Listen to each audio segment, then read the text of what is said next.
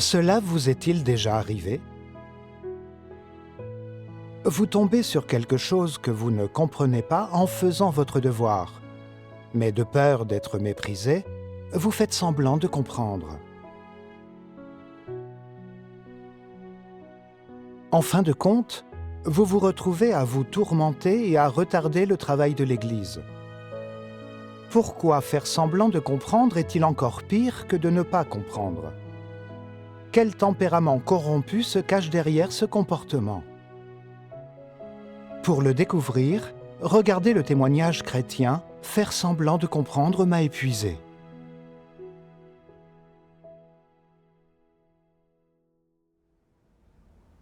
J'effectuais des travaux de conception pour l'Église. Je réalisais toutes sortes de motifs et d'images et au fil du temps, mes compétences se sont améliorées et j'ai été choisie comme chef d'équipe. Je me suis dit, si j'ai été choisie comme chef d'équipe, ça veut dire que j'ai certains talents et compétences dans mon travail, que je suis meilleure que les autres frères et sœurs et capable d'assumer ce travail. Je dois vraiment chérir ce devoir, travailler dur, rechercher les principes de la vérité, faire de mon mieux, sans faire d'erreurs qui entravent le travail de l'Église. Il faut que je montre à tout le monde que je suis faite pour être chef d'équipe. Un jour, le dirigeant d'église m'a dit « Il nous faudrait une image de fond pour l'une des vidéos d'hymne. Ce sera plus difficile à faire que nos arrière-plans précédents. Puisque les autres travaillent sur différentes conceptions en ce moment, et que cela retarderait notre progression d'amener quelqu'un d'autre pour le faire, nous aimerions que ce soit toi qui travailles sur ce projet. Penses-tu pouvoir le faire ?» En entendant mon dirigeant dire cela, j'ai pensé « Je n'ai jamais travaillé sur un arrière-plan aussi difficile auparavant.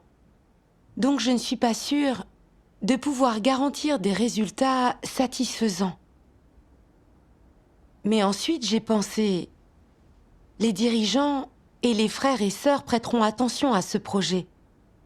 Ça fait plus de 2 ans que je fais ce devoir. J'ai géré ma juste part de problèmes et de tâches difficiles et j'ai appris en plus un ensemble décent de compétences. C'est peut-être la première fois que je m'essaie à un arrière-plan aussi dur et il y aura sûrement des problèmes imprévus. Mais si je ne peux même pas me charger d'une tâche comme celle-ci, que penseront alors tous les autres de moi? Si je ne peux pas m'en occuper, penseront-ils que je ne suis pas une ouvrière talentueuse et que je n'ai fait aucun progrès? Les autres frères et sœurs travaillent tous sur leur propre projet maintenant. Et si quelqu'un d'autre doit être envoyé pour travailler avec moi en ce moment, ils penseront tous que je ne peux pas assumer de grandes responsabilités, que je ne suis pas fiable et que je ne suis pas faite pour être dirigeante. Je ne peux pas laisser ça arriver. Quoi qu'il arrive, je dois assumer ce projet. Je vais simplement chercher ce que je ne sais pas pour que tout soit bien fait et montrer à tout le monde que je peux gérer des devoirs difficiles. J'étais décidée et j'ai donc répondu avec assurance. Je peux le faire, pas de problème. C'est juste un arrière-plan, un peu plus difficile et exigeant que les autres. Avec un petit effort supplémentaire, je peux en garantir la bonne qualité. Me voyant confiante, le dirigeant a hoché la tête. Le délai est serré et cet arrière-plan doit refléter le sens et l'émotion contenue dans l'hymne. Si tu rencontres des problèmes lors de sa création, contacte-moi immédiatement. Mon superviseur a ajouté « Si tu ne peux vraiment pas y arriver, fais-le nous savoir et nous assignerons quelqu'un pour venir t'aider. » J'ai acquiescé de la tête, me sentant à la fois excitée et nerveuse. J'étais ravie de travailler sur une conception aussi importante et qui me vaudrait le respect si je m'en sortais bien.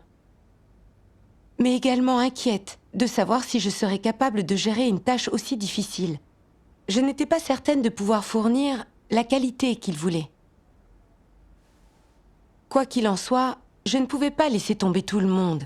J'ai commencé à faire des recherches, essayant des choses au fur et à mesure, pour profiter au maximum de cette rare opportunité. J'allais finir cette tâche même si elle était dure. Lors de la création, j'ai eu l'impression que le temps volait et que toutes sortes de problèmes surgissaient. Je sentais la pression monter. Le dirigeant et le superviseur s'enquéraient souvent de mes progrès et des éventuels problèmes. J'étais incroyablement nerveuse. Et je leur disais juste « tout va bien » alors que je tremblais à vrai dire. La conception nécessitait encore des améliorations majeures. Je n'avais aucune idée de ce qu'allait donner le produit final. S'il n'était pas bon, tout le monde verrait mon vrai niveau de compétence. On dirait que je n'étais pas à la hauteur et que j'essayais juste de me mettre en avant.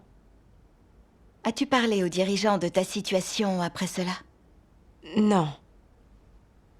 Je pensais que, puisque j'avais promis que je le ferais, je me tirerais une balle dans le pied si je revenais sur ma parole. Je devais donc serrer les dents et résoudre les choses au fur et à mesure. Tes progrès ont dû être lents alors. Oui. Je n'avais toujours pas développé de concept, donc la réflexion a pris du temps. Un jour, le dirigeant est venu à notre studio et m'a regardé travailler. J'ai délibérément changé pour une section plus facile que j'ai vite rédigée, pour donner l'impression que j'avais tout sous contrôle. En réalité, j'étais si nerveuse que mes paumes transpiraient. Après son départ, j'ai commencé à me creuser la tête pour la section plus difficile. Je ne voulais pas admettre qu'il y avait un problème pour ne pas être remise en question. J'ai pensé que ce serait embarrassant de revenir sur une déclaration importante.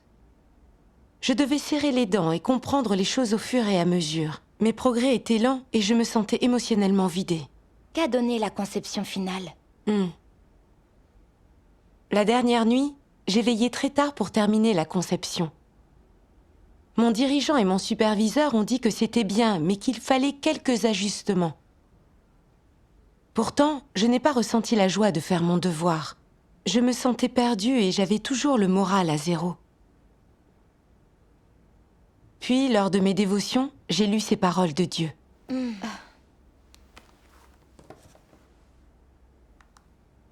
Si tu as souvent un sentiment d'accusation dans ta vie, si ton cœur ne trouve pas de repos, si tu es sans paix ni joie, et que tu es souvent assailli par toutes sortes d'inquiétudes et d'anxiété, qu'est-ce que cela démontre? Que tu ne pratiques pas la vérité, que tu ne restes pas ferme dans ton témoignage à Dieu. Quand tu vis selon le tempérament de Satan, tu risques de ne pas pratiquer la vérité, de lui tourner le dos, d'être égoïste et vil. Tu ne défends que ton image, ta réputation, ton statut, ainsi que tes intérêts. Toujours vivre pour toi-même te cause une grande souffrance.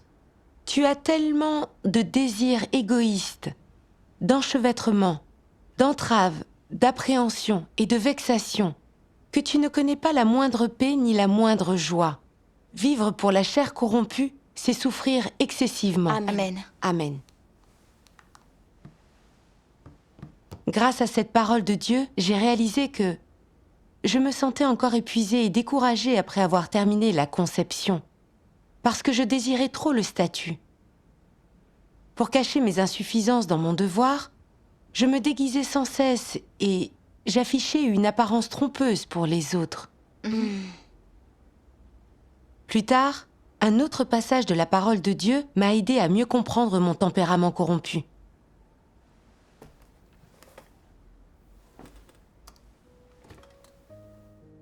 Dieu Tout-Puissant dit : les humains eux-mêmes sont des créatures.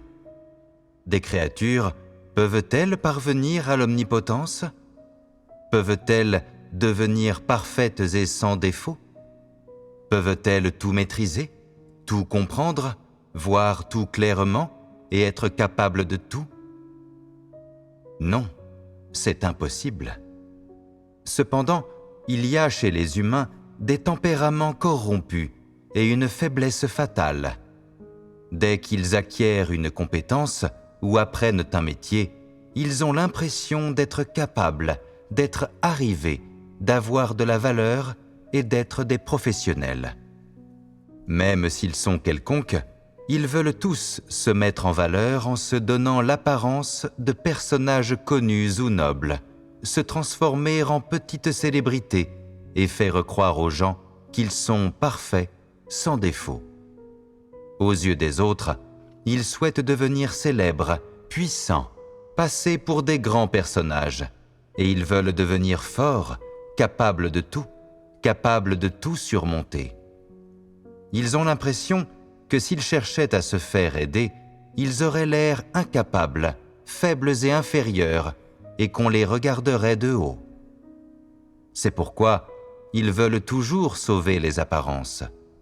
Certains, quand on leur demande de faire quelque chose, disent qu'ils savent le faire, alors qu'en réalité, ils ne savent pas. Ensuite, en secret, ils cherchent et essaient d'apprendre à le faire, mais après avoir étudié la chose pendant plusieurs jours, ils ne comprennent toujours pas comment procéder. Quand on leur demande comment ils s'en sortent, ils répondent « Je vais bientôt y arriver ». Mais dans leur cœur, ils pensent « Je n'y suis pas encore, je ne comprends rien, je ne sais pas ce qu'il faut faire, je ne dois pas me trahir, je dois continuer à faire bonne figure. Je ne peux pas laisser les gens voir mes défauts et mon ignorance, je ne peux pas les laisser me mépriser. » Quel est le problème qui se pose ici? C'est là un enfer sur terre qui consiste à essayer de sauver la face à tout prix. De quel genre de tempérament s'agit-il? L'arrogance des gens comme ça ne connaît aucune limite. Ces gens ont perdu la tête. Ils ne veulent pas être comme tout le monde. Ils ne veulent pas être des gens ordinaires, des gens normaux, mais des surhommes, des êtres supérieurs, des champions. C'est un problème vraiment gigantesque.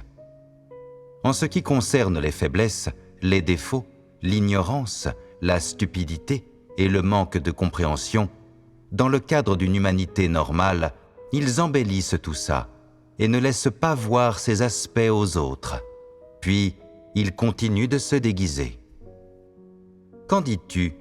De telles personnes ne vivent-elles pas toujours la tête dans les nuages? Ne rêvent-elles pas?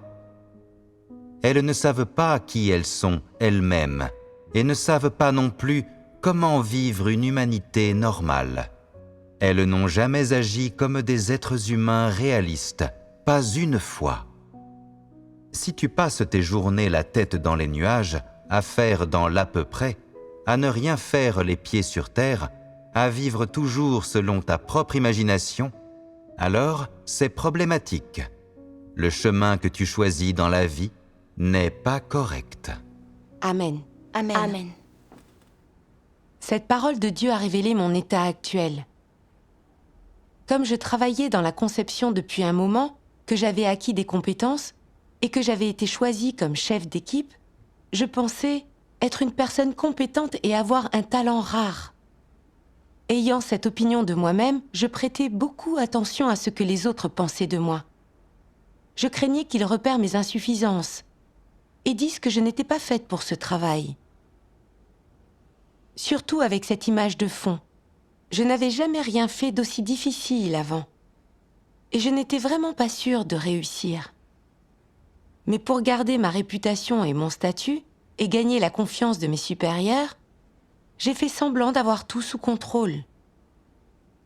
Face aux problèmes et à mon manque de progrès, je n'ai pas du tout demandé l'aide de qui que ce soit, et je me suis débattue en privé. Lorsque mon dirigeant s'est renseigné sur mes progrès ou mes problèmes, je ne lui ai pas parlé de mes difficultés, même si j'étais totalement perdue. Au lieu de ça, j'ai choisi de lui mentir et de le tromper. Je suis même allée jusqu'à prétendre que j'étais hautement qualifiée, pour lui faire croire que je pouvais faire ce travail. J'ai affiché une apparence trompeuse pour tout, afin de cacher mes insuffisances. Je faisais toujours semblant d'être talentueuse, pour que les autres pensent que je pouvais tout faire et que je savais absolument tout. J'étais incroyablement vaniteuse et arrogante. La parole de Dieu dit: les humains eux-mêmes sont des créatures. Des créatures peuvent-elles parvenir à l'omnipotence? Peuvent-elles devenir parfaites? Peuvent-elles être sans défaut? Peuvent-elles maîtriser absolument tout? Peuvent-elles tout comprendre? Peuvent-elles voir tout clairement? Peuvent-elles être capables de tout? Non, c'est impossible. Amen. En effet. Comment une personne corrompue pourrait-elle être parfaite et compétente en tout? Il est normal de ne pas comprendre ou d'être incapable de faire certaines choses dans son devoir. Mais je n'avais pas cette attitude envers mes lacunes. Au lieu de cela, j'insistais pour me dépeindre comme une ouvrière talentueuse. Je ne voulais pas être vue comme un être créé ordinaire. Je cherchais à être parfaite et sans défaut.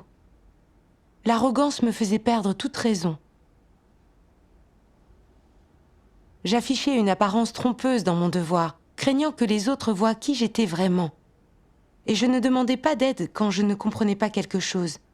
Si bien que la conception a progressé lentement, au lieu d'être achevée rapidement, ce qui m'a vidée émotionnellement. J'ai réalisé que c'était stupide de ma part de rechercher la perfection. Je cachais toujours mes insuffisances, n'ayant pas le courage de les affronter. Et outre le fait de me sentir fatiguée et hypocrite dans mon devoir, je retardais le travail de l'Église. Quand j'ai réalisé cela, j'ai prié Dieu. Ô Dieu, merci pour ta direction, qui m'a fait voir à quel point ma dissimulation était pathétique.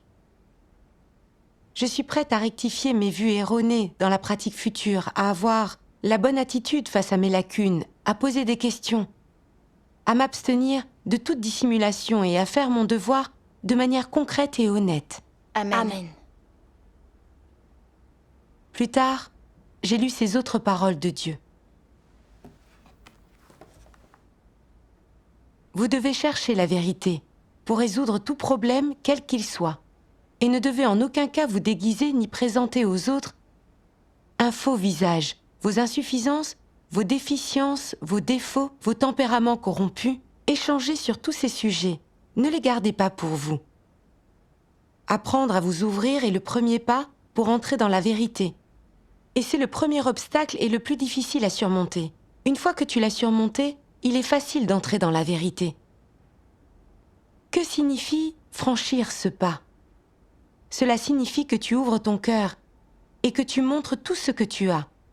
Ce que tu as de bon, ce que tu as de mauvais, ce que tu as de positif et de négatif, que tu te mets à nu devant les autres et que tu te mets à nu devant Dieu.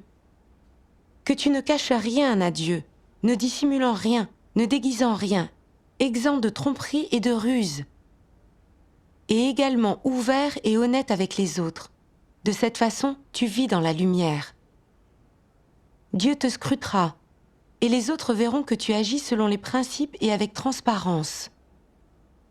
Inutile d'avoir recours à une quelconque méthode pour protéger ta réputation, ton image et ton statut. Inutile de dissimuler ou de déguiser tes erreurs. Inutile de te consacrer à ces efforts stériles. Si tu peux abandonner ces choses, tu seras très détendu. Tu vivras sans chaîne ni douleur et tu vivras entièrement dans la lumière. Amen. Amen. Amen. Cette parole de Dieu formulait clairement le bon chemin de pratique. Oui. En effet, j'ai réalisé que si je voulais bien faire mon devoir et être loué par Dieu, la clé était de chercher la vérité. Quels que soient mes tempéraments corrompus ou les problèmes que j'avais dans mon devoir, je devais m'ouvrir à Dieu pour chercher sa direction, me débarrasser de mon désir de réputation et de statut, échanger avec les frères et sœurs, m'abstenir de toute dissimulation et de tout déguisement, laisser les gens voir mon vrai moi, faire ce dont j'étais capable, avouer mes incompétences et chercher la vérité avec les autres. Faire mon devoir ainsi serait moins épuisant et inhibant, ce serait joyeux. Oui. En comprenant ça, j'ai pu échanger avec les autres sur mes réflexions quant à l'ensemble du processus de conception. Et j'ai évoqué les problèmes que j'avais rencontrés afin d'en discuter avec eux. Les frères et sœurs m'ont appris de nouvelles techniques et m'ont donné de nouvelles idées. Après ça, le reste du temps que j'ai passé sur l'arrière-plan s'est déroulé sans heurts. Dieu Dieu soit soit loué. loué. Dieu nous guide dans notre devoir si nous pratiquons selon sa parole. Oui, c'est vrai. Plus tard, certains frères et sœurs m'ont dit « Ton image de fond est bien meilleure que les précédentes. Pourras-tu partager avec nous ton expérience et ce que tu as appris ?» Je me suis sentie très heureuse quand j'ai entendu ça, et j'ai senti que j'avais rempli mon devoir de manière concrète. En repensant à mon expérience de création de l'arrière-plan, j'ai réalisé qu'il n'y a rien de mal à avoir des lacunes et aucun mal à ce que les autres les connaissent. S'ouvrir et rechercher la vérité, mettre de côté ses désirs inappropriés, c'est le plus important. On peut se sentir serein en travaillant ainsi. Petit à petit, j'ai pu livrer des conceptions de qualité pour des projets difficiles. Et j'ai créé plus de produits finis que les autres frères et sœurs. Ils me demandaient des conseils sur des idées de conception et d'autres questions d'ordre technique. Au début, je leur disais simplement ce que je savais. Mais comme les questions étaient de plus en plus nombreuses, j'ai pensé « Je suppose que maintenant, tout le monde reconnaît mes talents. Sinon, pourquoi me demanderait-il conseil ?» Je me suis mise à apprécier ce sentiment de satisfaction et à être contente de moi. Mais alors, quelque chose de vraiment inattendu s'est produit. Qu'est-il arrivé? Dans une image de fond que j'ai conçue pour un hymne, mon dirigeant a remarqué un problème qui violait le principe et il m'a appelé pour en parler. Il a dit que l'image devait être modifiée ce jour même, sinon le travail serait retardé. Et il m'a demandé si je pouvais la modifier moi-même ou si j'avais besoin d'aide. Je me suis dit, j'ai conçu cette image. Donc, si on m'aide, mes compétences ne seront-elles pas remises en question? Les gens ne vont-ils pas juste penser que je fanfaronne, mais que je ne peux pas tenir parole quand c'est important? Non, je ne peux pas abandonner maintenant. Si je résous ce problème moi-même, les gens sauront que je peux faire mon travail, que je suis digne de confiance et que je mérite d'être cultivée. Par conséquent, j'ai dit aux dirigeants que j'allais arranger ça moi-même, selon le principe. Lors de la modification, il y avait une partie de l'image pour laquelle je n'arrivais pas à trouver un bon concept. Comme le temps manquait et que j'étais toujours bloquée sur ce concept, j'ai commencé à être stressée, voulant juste finir le plus tôt possible. Mais ça ne fonctionnait pas, quoi que je fasse. As-tu cherché quelqu'un d'autre pour en parler? Oui, l'as-tu fait? Non. Je suis restée bloquée sur ce concept jusqu'à 5 heures du matin, mais sans rien trouver. Ce n'est qu'à ce moment-là que j'ai commencé à me demander pourquoi j'avais ce problème. J'ai soudain réalisé pourquoi ma conception violait le principe. C'était parce qu'il y avait un aspect des principes que je ne comprenais pas. Devoir faire ce montage avait déjà retardé le travail. J'ignorais si la modification marcherait. Et on avait un besoin urgent de cette image. Il était évident que je devais demander de l'aide. Oui. Mais afin de maintenir mon statut et ma réputation, et de dissimuler mes insuffisances, j'ai essayé de me débrouiller seule, et je retardais le travail de l'Église. Oui. Réalisant cela, je me suis sentie coupable, et j'ai prié Dieu pour me repentir. Oh Dieu, j'ai été liée par ma corruption. Dès que j'ai un problème, je fais comme si tout allait bien pour que les autres me respectent. Je n'affronte pas correctement mes insuffisances. Faire mon devoir ainsi est épuisant.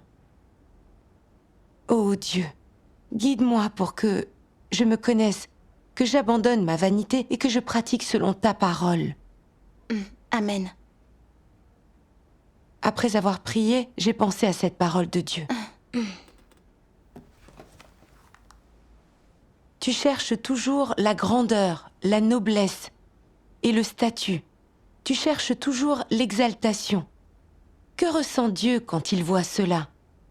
Il le déteste et il s'éloigne de toi.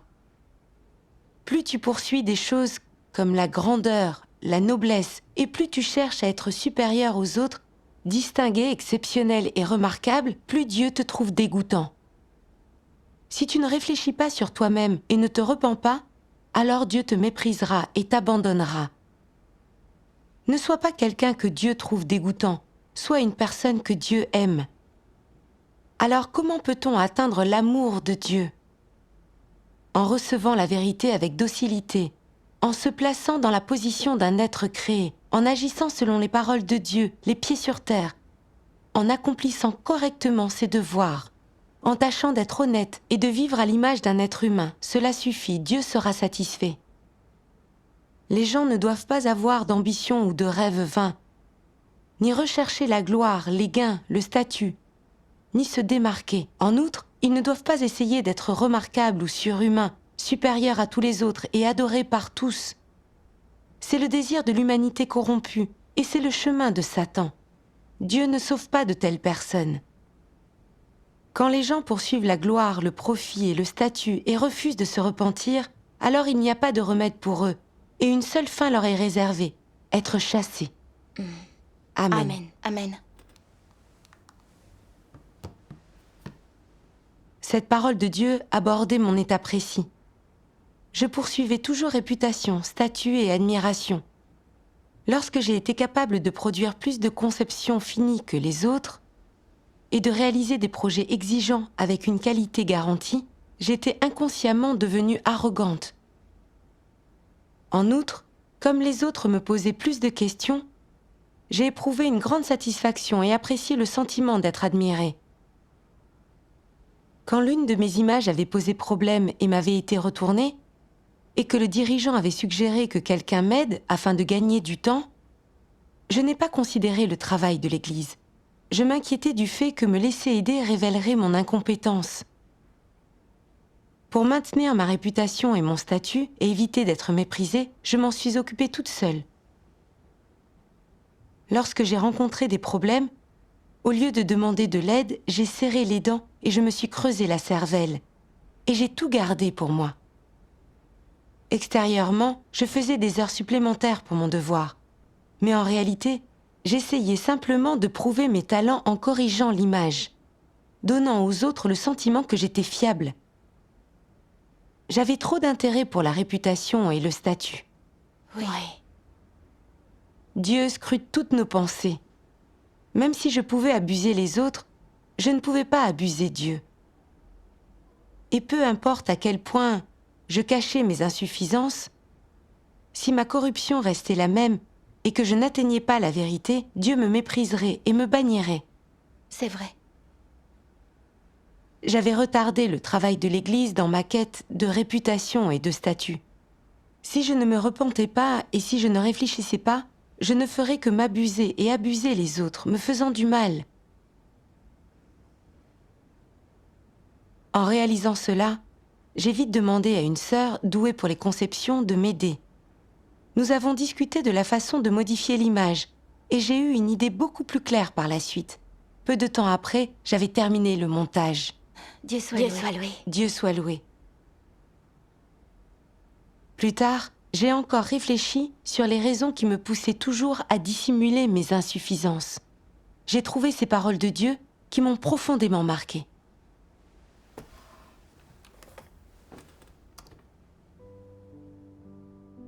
Dieu Tout-Puissant dit : y a-t-il quelque chose de honteux à ne pas être capable de faire certaines choses ?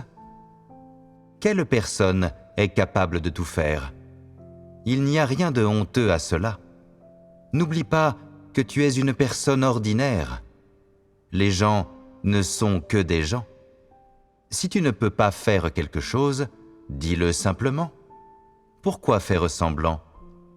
Si tu fais sans cesse semblant, les autres trouveront cela révoltant, et tôt ou tard, le jour viendra où tu seras exposé, et tu perdras ta dignité et ton honneur.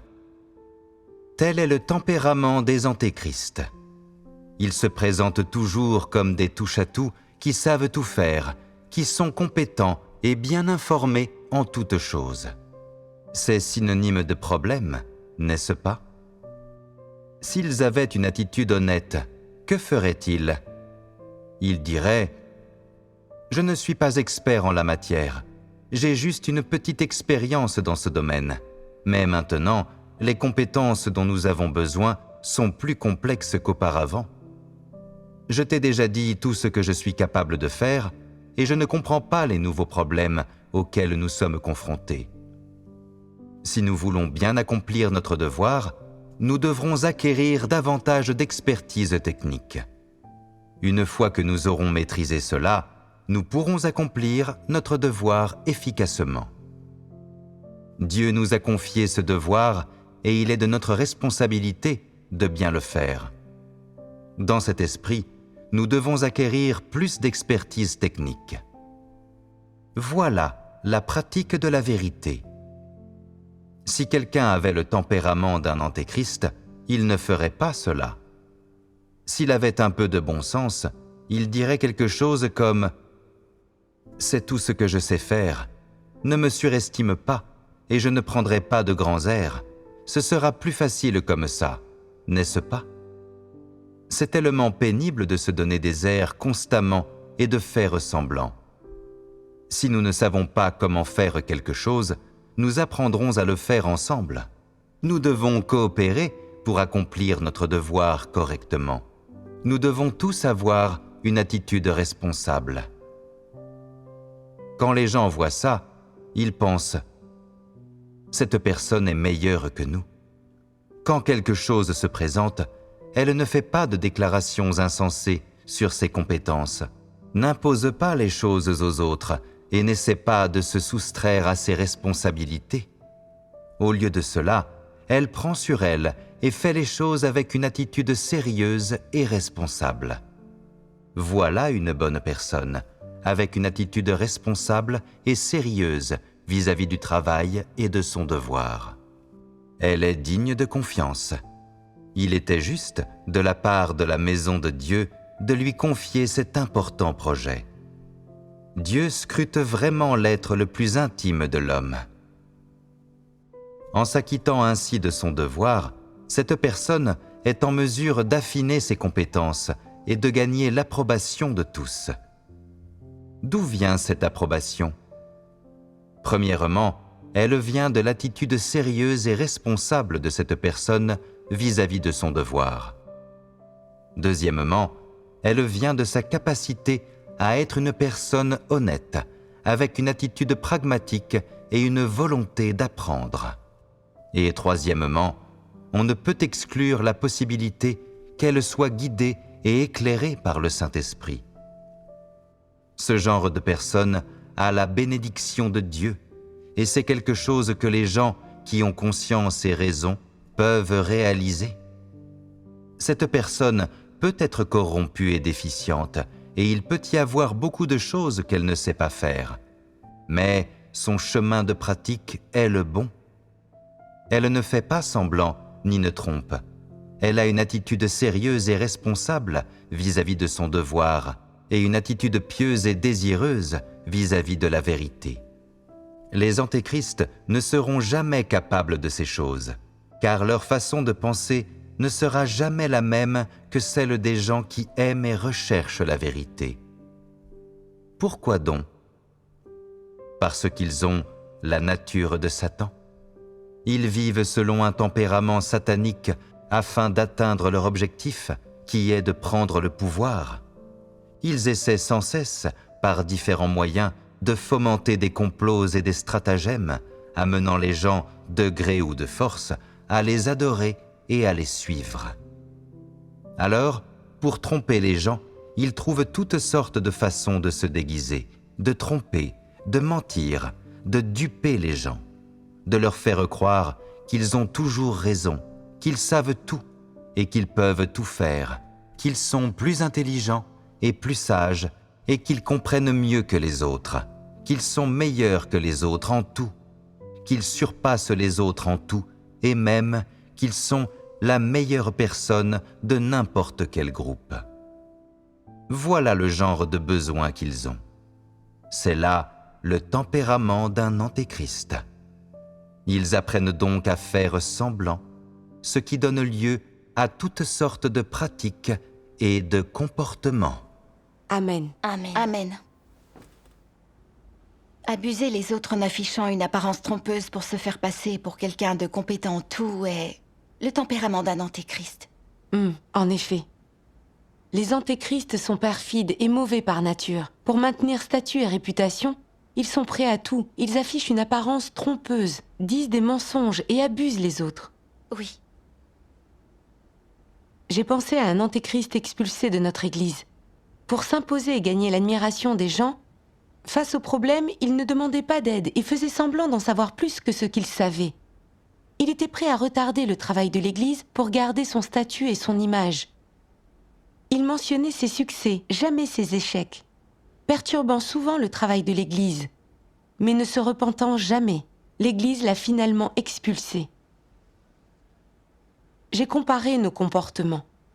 Je n'avais pas cherché la vérité, ni suivi les principes, ni accepté l'examen de Dieu, ni travaillé de façon terre-à-terre, affichant une apparence trompeuse en vue de l'admiration des autres.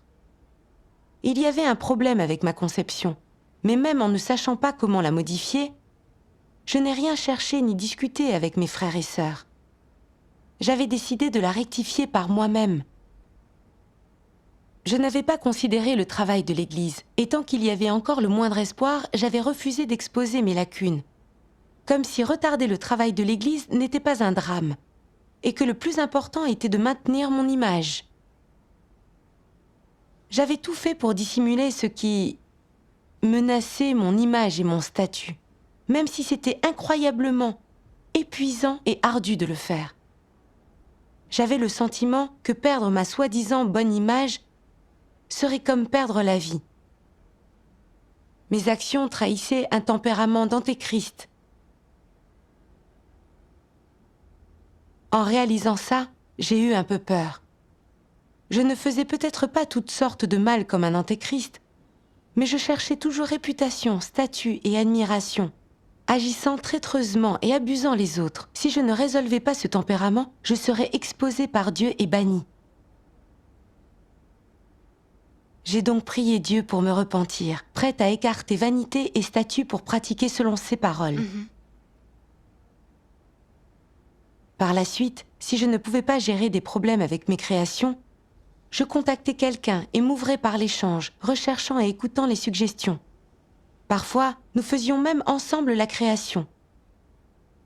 Un jour, face à un autre problème avec une création, je ne progressais pas, j'étais bloquée, même après réflexion.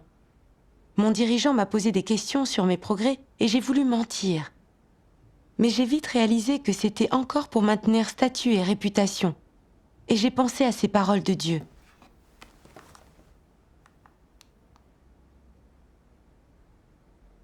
Si tu ne tais rien, que tu ne fais pas semblant, que tu ne présentes pas une façade, que tu te mets vraiment à nu devant les frères et sœurs, que tu ne caches pas tes idées, mais que tu permets plutôt aux autres de voir ton attitude honnête, alors la vérité prendra peu à peu racine en toi, elle fleurira et portera ses fruits. Elle donnera des résultats, petit à petit. Si ton cœur est de plus en plus honnête et orienté vers Dieu, que tu sais protéger les intérêts de la maison de Dieu dans ton devoir, et que ta conscience est troublée lorsque tu ne parviens pas à les protéger, alors c'est la preuve que la vérité a eu un effet sur toi, et qu'elle est devenue ta vie. Amen. Amen. Ces paroles de Dieu étaient très inspirantes. Je ne devais plus afficher une apparence trompeuse, je devais affronter mes lacunes avec honnêteté. Quoi que les autres pensent de moi, je devais dire la vérité et ne pas hésiter à chercher une solution avec eux. C'est vrai. Il s'est trouvé que ce jour-là, il y avait une réunion de travail, alors j'ai échangé sur mes problèmes et ma corruption. Après avoir parlé, je me suis sentie à l'aise. Quand j'ai discuté de tout avec les autres, ils m'ont aidé à trouver un moyen de corriger la création, et peu après, j'ai terminé le montage. C'est merveilleux. J'étais tellement heureuse. J'ai senti à quel point s'ouvrir et être honnête est formidable. Oui. Grâce au salut de Dieu, j'ai pu opérer cette transformation. Dieu soit loué. Dieu soit loué. Grâce à ton échange,